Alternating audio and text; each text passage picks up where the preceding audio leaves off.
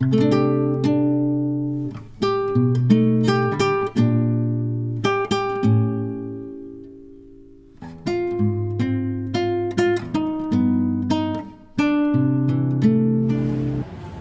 mapagpalang araw po sa inyong lahat. Ngayon po ay March 12, 2026, Huwebes, ng ikatlong linggo ng 40 araw na paghahanda.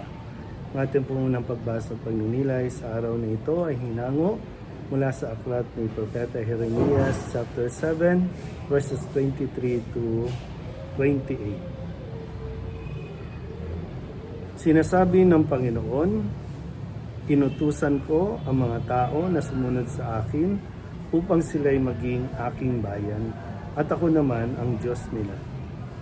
Sinabi kong mamuhay sila ayon sa ipinag-uutos ko at sila'y mapapanuto. Ngunit hindi sila tumalima. Ayaw nilang makinig sa akin. Sa halip, ginawa nila ang balang maibigan at lubusang nagpakasama. Sa halip na magpakabuti.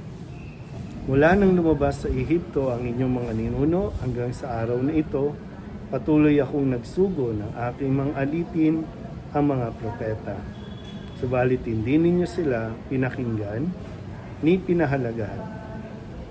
Nagmatigas kayo at masahol pa ang ginawa ninyo kaysa ginawa ng inyong mga ninuno.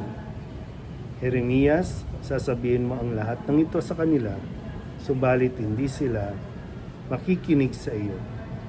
Tatawagin mo sila, ngunit hindi kanila papansinin. Kaya ganito ang sabihin mo sa kanila. Narito ang bansang ayaw makinig sa tinig ng Panginoon na kanilang Diyos, at ayaw ituwid ang kanilang landas. Naglaho na sa kanila ang katotohanan at di man lamang nababanggit. Ang salita ng Diyos. Muli po, isang mapagpalang araw sa inyo pong lahat sa pagpapatuloy pa rin ng ating paglalakbay sa 40 araw na paghahanda.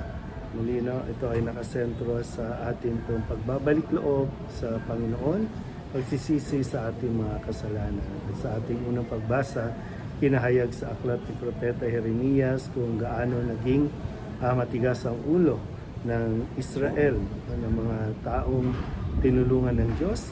Pero ito nga po isang bagay na makikita natin kahit gaano katigas ang ulo nila, ang Panginoon ay patuloy pa rin na tumatawag sa kanila na magbalik loob sa Diyos.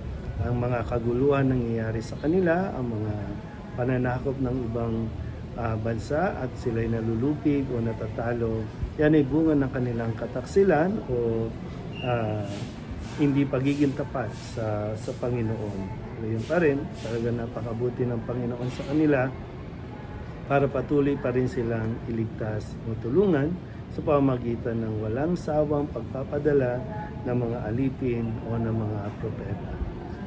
Tayo din, panahon natin ngayon, talagang matindi ang ating pinagdaraanan, maraming pagsubok, nandiyan yung pagtaas ng presyo ng gasolina, pagkakaroon ng kaguluhan sa ibang bansa, mag-aaway-away ng ating mga mambabatas.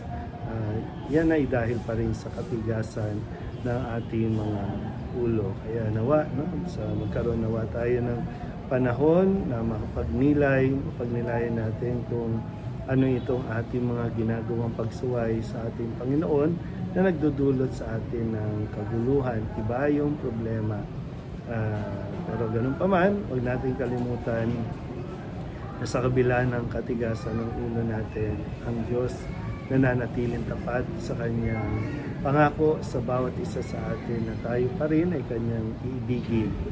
Ang Kanyang pagmamahal ay hindi nakabase sa ating pagbabago. Kasi kahit tayo po madalas pinipili natin ng magpakasama, ang Panginoon ay patuloy pa rin na nagmamahal at handang magpatawad sa ating po mga kasalanan.